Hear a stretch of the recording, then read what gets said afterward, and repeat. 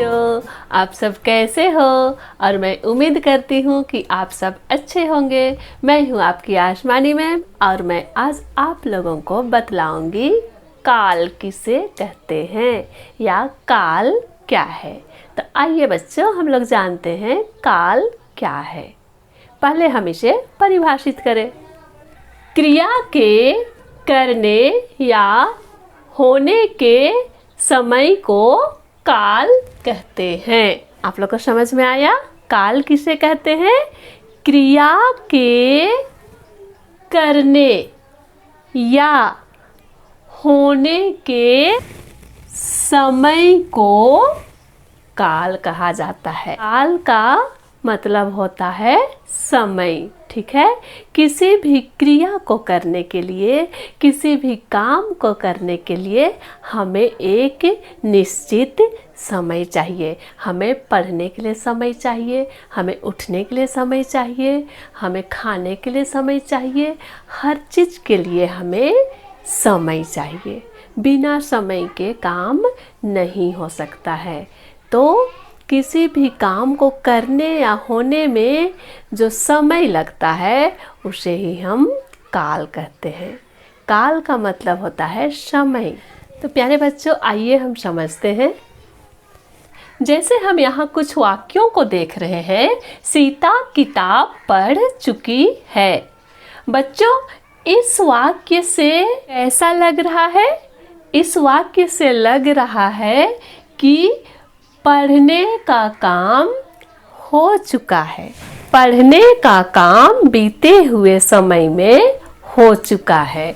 इस वाक्य को देखिए, सीता किताब पढ़ चुकी है। हमें कैसा लग रहा है कि पढ़ने का काम बीते हुए समय में हो चुका है। तो इसको हम कह सकते हैं बीता हुआ समय। बीता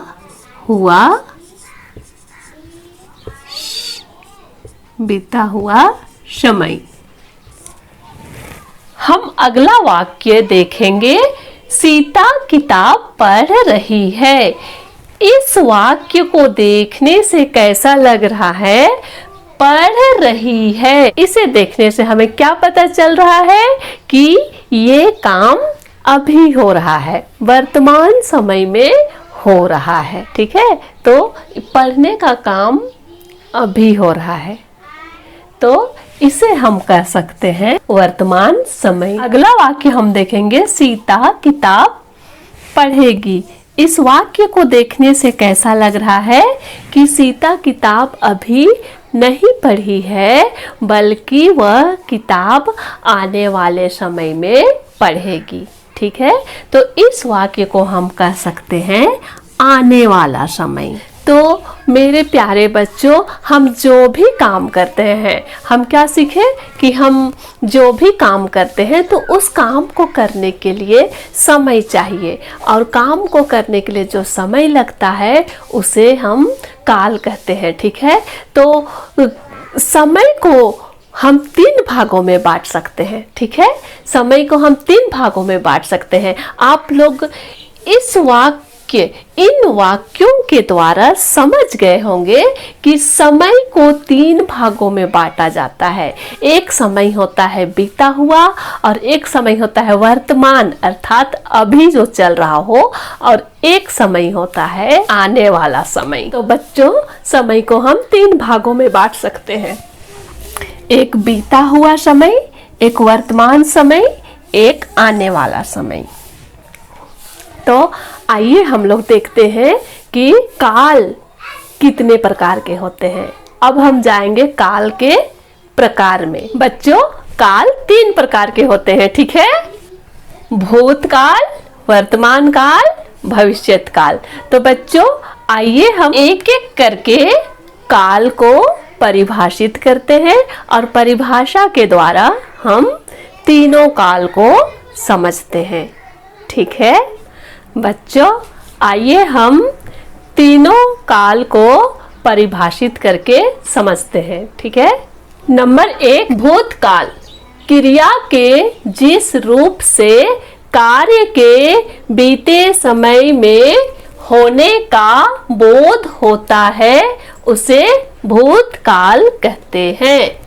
जैसे मैं दिल्ली गया था, इस वाक्य से कैसा लग रहा है कि मैं दिल्ली गया था, यानी ये समय बीत चुका है। ठीक है। अगला है वर्तमान काल।